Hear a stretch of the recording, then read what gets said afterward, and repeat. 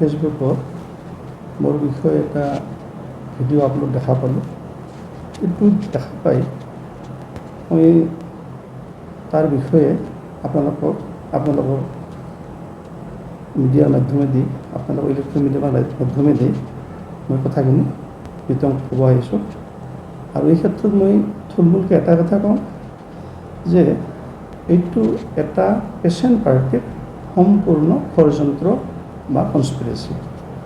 তাত যিবিলাক কথা কোৱা হৈছে, যেনেকৈ ভিডিঅ'টো ওলাইছে, সেই ভিডিঅ'টো ময়ো চাইছোঁ, আপোনালোকেও হয়তো বা চাইছে। এই বিষয়ে মই পেচেণ্টৰ বিষয়ে অলপ কোন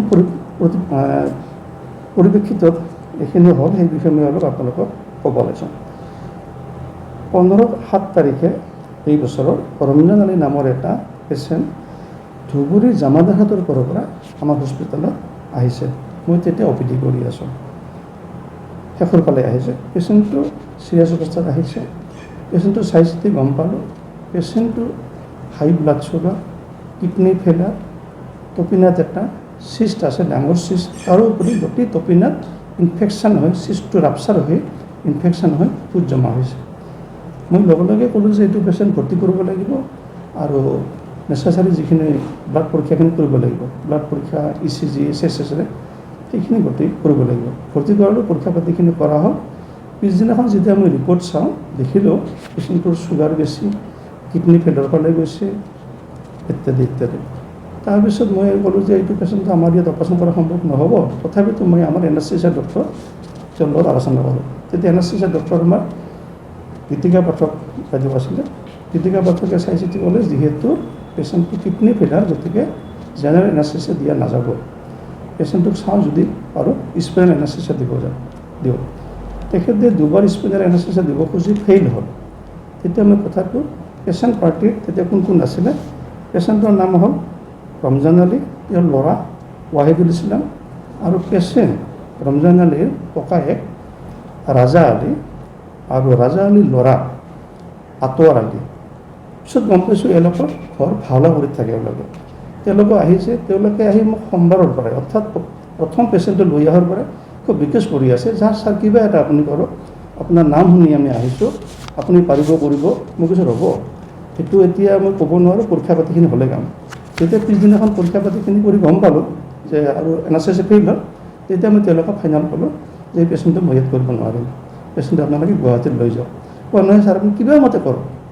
মই তেতিয়া চিন্তা কৰিলোঁ, তেতিয়া আমাৰ চিষ্টাৰ আৰু আমাৰ ডক্টৰ আলোচনা কৰিলোঁ যে লোকেল এনাস্থেচিয়া অকল সেই ঠাইডোখৰ বেহুচ কৰি তেওঁমতে কোচখিনি যদি মই উলিয়াই দিব পাৰোঁ, তেতিয়া পেচেণ্টটো কিছু সকাহ পাব। ইতিমধ্যে মোক পেচেণ্ট পাৰ্টিয়ে খুব কৈ আছে, ছাৰ আপুনি কৰক, আপোনাক যি সন্তুষ্ট কৰিলে আমি কৰিম। নহয়, সেইটো কথা আহাই নাই। মই আপোনালোকে এনেকৈ ইমান দূৰৰ পৰা আহিছে, যদি মই পেচেণ্টটোক কিবা সফল কৰি দিব পাৰোঁ, পেচেণ্টটো ইম্প্ৰুভ হয় বা ছাকচেছ হয়, সেইটো মোৰ নাম, আৰু সেইটোৱে মোৰ কাৰণে মেইন। গতিকে এতিয়া আপোনালোকে সেইবিলাক কথা নক'বই। তেতিয়া বাৰে বাৰে মোৰ পইচাৰ প্ৰলোভন দি আছে।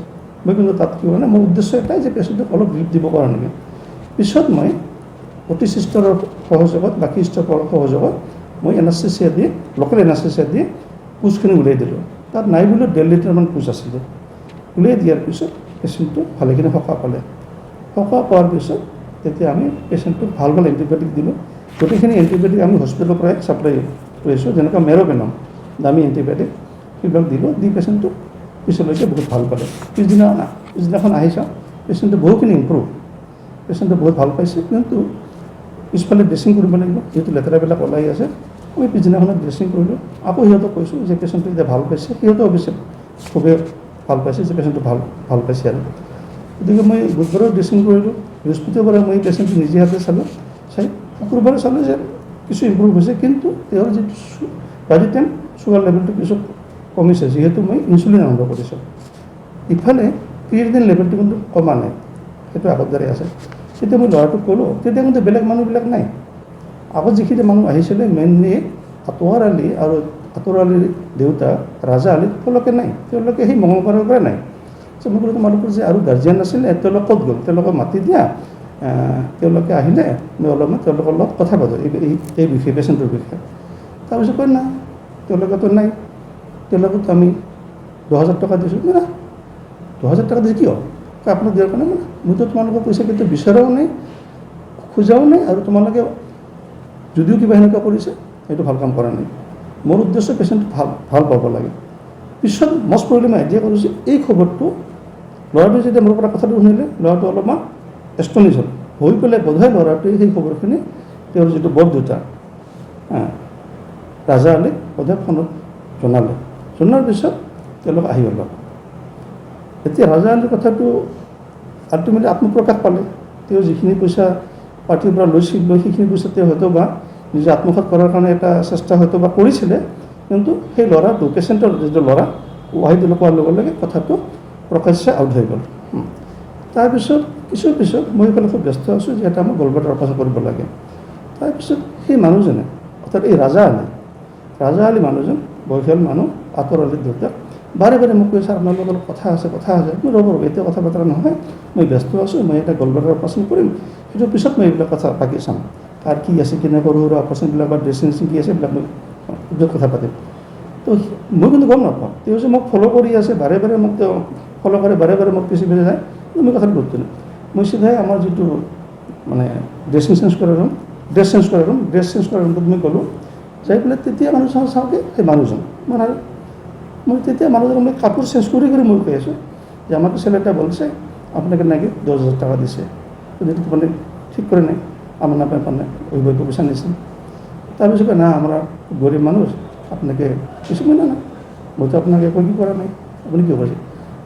তাৰপিছত কয় না আমি তো আল্টিমেটলি আছোঁ, কোনো কথা নাই। মই নহয়, আপুনি যিটো কাম কৰিছে তো ভাল কাম কৰা নাই। তাৰপিছত সেই মানুহজনে মোক কয় কি ব্লাড ৰিপৰ্টটো মোক এবাৰ তো দেখাব খুজিছে। তেতিয়া মোক ৰাখি দিন ওখানে, তো ৰাখি দিন এনেকৈ কৈ মই আকৌ ওলাই গ'লোঁ। আকৌ মই আহিলোঁ। অহাৰ পিছত মই ড্ৰেছখিনি চেঞ্জ কৰি পেলাই মই এবাৰ অপাৰেশ্যনত গ'লোঁ, মোৰ যিটো মেইন অপাৰেশ্যন আছিল। পিছত তেওঁ কি কৰিছে কৰা নাই মই ক'ব পৰা নাই। এনেকৈ হোৱাৰ পিছত মই গম পালোঁ শুকুৰবাৰে মই সন্ধিয়া মোৰ এজন লগৰ ডক্টৰে ফোন কৰিছিল, কলিগে যে এনেকুৱা আপোনাৰ বিষয়ে এটা ভিডিঅ' ওলাইছে। মই ভিডিঅ' কি ভিডিঅ' গম পোৱা নাই। তেতিয়া মোক অলপ টাচ দিলে, নাই সেনেকুৱাতো কোনো কি হোৱা নাই। তাৰপিছত সেই ডক্টৰজনৰ লগত এই পাৰ্টিটোৰ এই আতৰ আলী আৰু আতৰ আলীৰ দেউতাকৰ এটা মানে জনা শুনা নহ'লেও পিছত যাই পেলাই তাহাঁতৰ লগত জনা শুনা হৈ গ'ল। জনা শুনা হৈ পেলাই ডক্টৰজনৰ লগত তেওঁলোকে কথা বতৰা পাতিলে যে এনেকুৱা হ'ব, এইটো আমি এনেকুৱা কৰিছোঁ, আমি আল্টিমেটলি ভিডিঅ' কৰিছোঁ, আমি এইটো ভাইৰেল কৰি দিম, গতিকে আমাৰ লগত কিবা এটা ডক্টৰে সমঝোতা কৰক, অমুক কৰক, নহ'লে কিন্তু আমি এইটো ভাইৰেল কৰি দিম। বহুত কিবা কিনি মোক সেনেকৈ ক'লে আৰু ভয় দুখালে, ভয়ভীতি খুৱালে। মোক তেতিয়া ডক্টৰজনে ক'লে যে এইবিলাক বেয়া মানুহ, গতিকে আপুনি তাহাঁতৰ লগত সমঝোতা কৰক। মই না, মইতো সমঝোতা কৰাৰ কথা নাই, মই তাহাঁতৰ পৰা কোনো পইচা লোৱাও নাই, পইচা বিচৰাও নাই। আৰু সিহঁতে 10,000 টকা নিজৰে সৰু ভায়েকৰ পৰা লৈ নিজে আত্মসাৎ কৰাৰ কাৰণে চেষ্টা কৰিছিল। সেই কথাটো ভাণ্ডাৰটো যেতিয়া কথা প্ৰসংগত ওলাই পৰিলে, তেতিয়া সেই মানুহজনে অলপ কি হৈ পেলাই ৰাগান্বিত হৈ পেলাই মোৰ ওপৰত প্ৰতিশোধ লোৱাৰ উদ্দেশ্যে এনেকুৱা এটা ষড়যন্ত্ৰ লিপ্ত হৈ তেওঁ গোপন সূত্ৰে ভিডিঅ' কৰিছিল। তেখেতৰ যে পকেটত এটা ডাঙৰ মোবাইল আছিল সেইটো মই দেখিছোঁ, কিন্তু মই কথাটো গুৰুত্ব দিয়া নাই। মোবাইল আছে চবৰে পকেটত এনেকৈ মোবাইল থাকে। পিছত শুকুৰবাৰে ৰাতিয়ে মোক জানিব দিলে যে আমি এইটো কিন্তু আমাৰ লগত যদি সমঝোতা নকৰে আমি এইটো কিন্তু ভাইৰেল কৰি দিম, মিডিয়াক কম। তেতিয়াতো মই না মিডিয়াক কি কৰা কোৱা কোনো কথা নাই। এতিয়া আমি গম পাইছোঁ বস্তুটো কমপ্লিটলি তেওঁলোকে মোক ফচোৱাৰ কাৰণে কনস্পিৰেচি কৰি ষড়যন্ত্ৰ কৰি এনেকুৱা এটা পৰিৱেশৰ সৃষ্টি কৰিছে। তাৰপিছত যোৱাকালি শনিবাৰ, গোটেই দিনটো মানে তাহাঁতে এইটো লৈ মোৰ লগত ঘৰৰ মাজে কৰি আছে, মই কিন্তু অটল আছোঁ। এনে কি যোৱাকালি তেওঁলোকে ৰাতি মোৰ ঘৰত যোৱা কথা এটা ভাবিছিলে, কিন্তু মোৰ পৰা কোনো সঁহাৰি নাপায় তেওঁলোকে আকৌ বেক কৰিছে। বেক কৰি পেলাই আজি পুৱা হয়তো বা তেওঁলোকে আহি পেলাই কি কৰিছে ক'ব পৰা নাই, কি কৰিছে হয়তো বা আগৰ ভিডিঅ'টো বা আজি যিখিনি কৰিছে সেইখিনি তেওঁলোকে ফেচবুকত বা ইলেক্ট্ৰনিক মাধ্যমত তেওঁলোকে ভাইৰেল কৰিছে। এতিয়া মোৰ কথা হ'ল তেওঁলোকে মোক সম্পূৰ্ণ উদ্দেশ্য প্ৰণীতভাৱে মোক অপাৰেশ্যন থিয়েটাৰত মই কৰ্মৰত হৈ ব্যস্ত থকা অৱস্থাত মই এটা অপাৰেশ্যন কৰিম, সেই অৱস্থাত মোক বাৰে বাৰে যাই আমনি কৰিছে আৰু বাৰে বাৰে যে মোক দিগদাৰি কৰিছে আৰু এটা মিছা অপবাদ দিয়াৰ কাৰণে তেওঁ ষড়যন্ত্ৰ কৰাৰ কাৰণে মই সমাজত যিটো কি আছে সুনাম আছে সেইটো দুৰ্বল কৰাৰ কাৰণে সেইটো ম্লান কৰাৰ কাৰণে তেওঁলোকৰ এইটো এটা কনস্পিৰেচি সম্পূৰ্ণ নিজা ব্যক্তিগত স্বাৰ্থত ব্যক্তিগত স্বাৰ্থ এইটোৱে আছিলে যে তেওঁ 2000 টকাটো আত্মসাৎ কৰিব নোৱাৰিলে আৰু মই ভাবিছিলোঁ যে যদি সিহঁতে এনেকুৱাকৈ যদি মানে আৰু বৰ লগত কি কৰে তেতিয়া মই সিহঁতক ইয়াৰ যি বিহিত ব্যৱস্থা আছে সেইখিনি মই ল'ম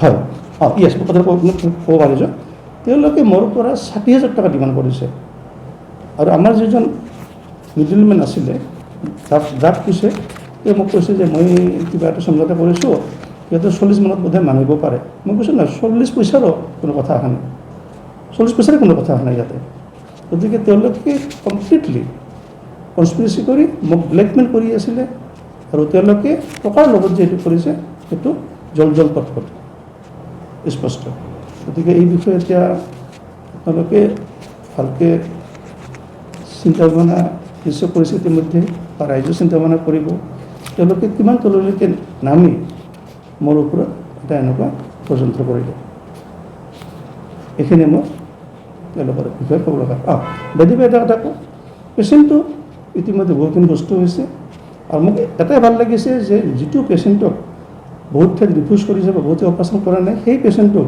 মোৰ সহযোগত মোৰ চেষ্টা নপৰা চেষ্টা পেচেণ্টটো এতিয়া বহুখিনি ভাল পাইছে সেইটোৱে মোক খুব বেছি ভাল লাগিছে আৰু তাতে মই আনন্দিত পেচেণ্টৰ ট্ৰিটমেণ্ট যে মই ছাকচেছ হৈছোঁ সেইটো মই আনন্দিত পেচেণ্টে একো কৰা নাই কিন্তু পেচেণ্টৰ আত্মীয় স্বজনে যদি মোক কিবা কৰিছে তাতে আত্মীয় স্বজনে বুজিব পেচেণ্টৰ ক্ষেত্ৰত চিকিৎসাৰ ক্ষেত্ৰত আমি কোনো হেমহাই কৰা নাই আৰু নকৰোঁ আজিও নকৰোঁ অহাকালিও নকৰোঁ আৰু কেতিয়াও কৰা নাই